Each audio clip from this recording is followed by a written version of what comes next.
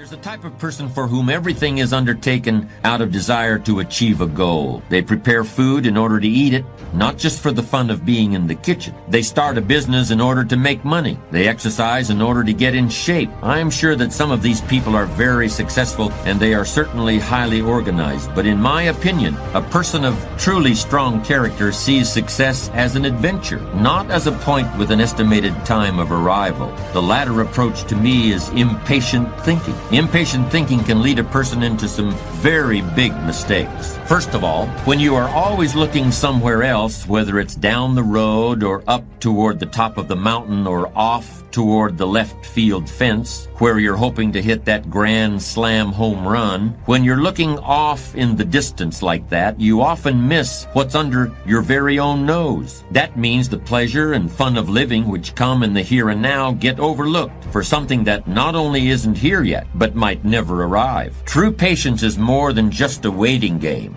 Patience doesn't mean you sit around hoping for something to happen. Patience is not a passive quality. Sometimes patience can mean doing something else entirely, thinking about another venture, taking off in a different direction while you give events a chance to run their course. All through his long career on the screen, John Wayne never felt he got the credit and recognition he deserved for his skills as an actor. Yes, his films were consistently successful at the box office, and even today, John Wayne is still the #1 favorite movie actor in the United States. But a big following among moviegoers didn't translate into critical esteem or the respect of his peers. That's what the Duke wanted, and he felt he deserved it too. Then in the last years of his life, he made a movie called True Grit, in which he played a drunken, one-eyed old U.S. Marshal named Rooster Cogburn. That portrayal got John Wayne the Oscar he'd been waiting 40 years for. It wasn't the kind of high and mighty hero role he'd played when he was young that finally got him his award,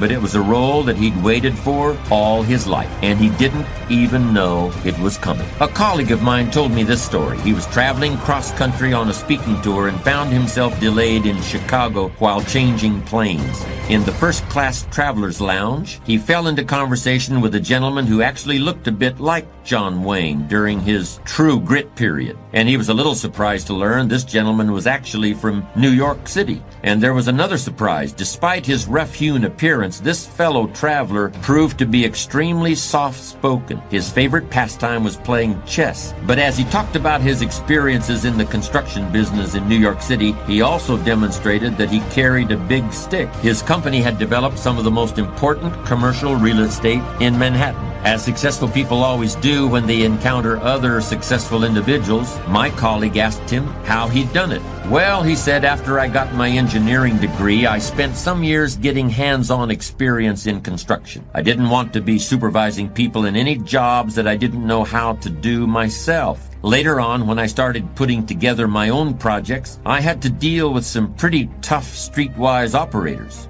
Cement company guys, building inspectors, trucking companies. But I never tried to pretend I was any kind of hard case myself. I used to tell them right up front, you play straight with me, and I'll play straight with you. I never tried to take advantage of anybody, but I never let anyone take advantage of me either. You see, I always was, and I still am, a great counter-puncher. Anybody who takes a shot at me in business had better make sure it's a good one, because I'm going to hit back hard. But it's like chess. You don't necessarily hit back right away. You have to be patient. You have to wait for the right moment. You have to let the other guy know, okay, you had your chance. Next time it's my turn. But you don't say that out loud. You don't say what you've got in mind, and you don't say when it might be coming. You just go on, polite and friendly as ever. You don't ever let on that you're waiting for an opening. But you rest assured that your chance will come. It's like any other investment. It takes patience. Patience is the key.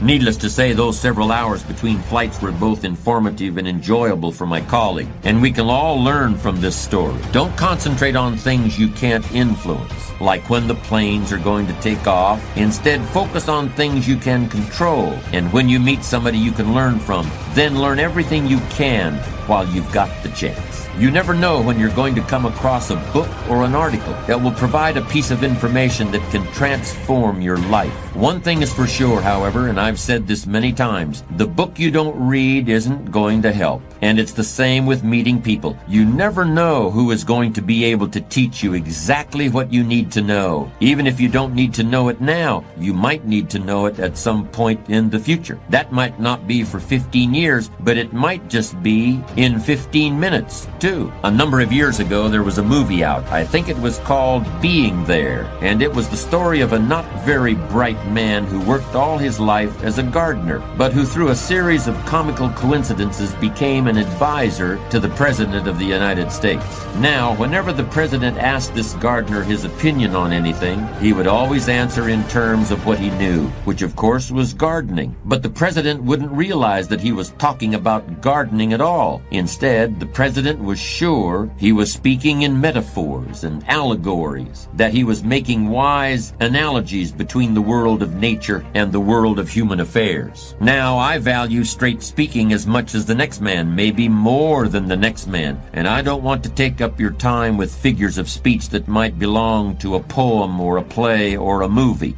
But with respect to the topic of patience and its role in building a strong character, I do think that gardens have lessons to teach us all. Lessons about sowing and reaping, about tending and keeping. For example, there's a story about W.C. Fields, the old Hollywood comedian. Fields bought himself an unusual type of cactus called a century plant. It's called a century plant because it blooms so rarely that it seems like it only happens once every 100 years, although in fact the time is much shorter. Anyway, Fields had purchased a century plant from a florist who was either misinformed or not entirely honest, because he told the comedian that the century plant was just about to burst into bloom. And wasn't that an exciting thing? It apparently excited W.C. Fields because the notoriously cheap comedian agreed to pay top dollar for the rare treat of seeing the century plant produce a flower. Well, Fields invited all of his friends over to his house to witness the historic event. The company arrived, food and drink was served, and all eyes were on the plant, but no flower was forthcoming. Finally, outraged and embarrassed by the uncooperative cactus, Fields took a riding crop and began to furiously thrash the plant, all the while he was shouting, "Bloom, you fool, bloom!" This was a situation, and there are a lot of them, where you can try anything you want in order to hurry things up, but things just aren't going to hurry. In fact, there's only one thing that will work, and that is patience. It's strange, but young people have a much more difficult time with patience than people who have more experience in the world. It seems like the older people get, the more able they are to wait, despite the fact that sometimes they have considerably less time to wait in. You could argue that older people ought to learn how to act quickly and decisively, while younger people need to learn how to wait. When you're young, you really have just about all the time in the world, and you just can't wait to use it. For a young person to have patience is a rare and powerful thing. How can we explain that impatience of the young? Maybe it's because when you're a teenager or in your early 20s, 1 year seems like a very long time. 5 years seems like forever, and 10 years is almost more than you can possibly imagine. But more mature individuals can actually look back 10 or 20 or even 30 years, and they can use the knowledge they've gained to create patience and a sense of perspective. At the risk of confusing you, I'm going to make what may sound like a contradictory statement.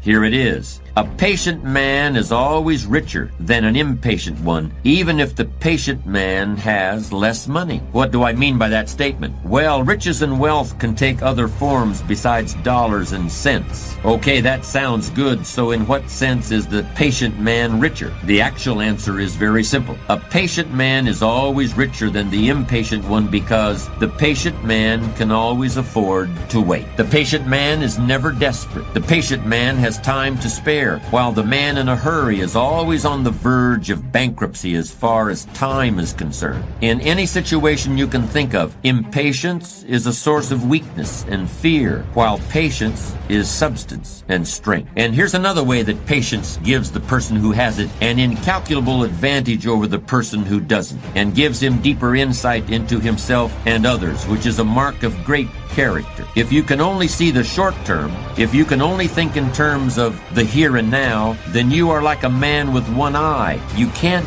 judge distances. You live in a world that's flat and two-dimensional. In other words, the impatient person lacks all sense of perspective.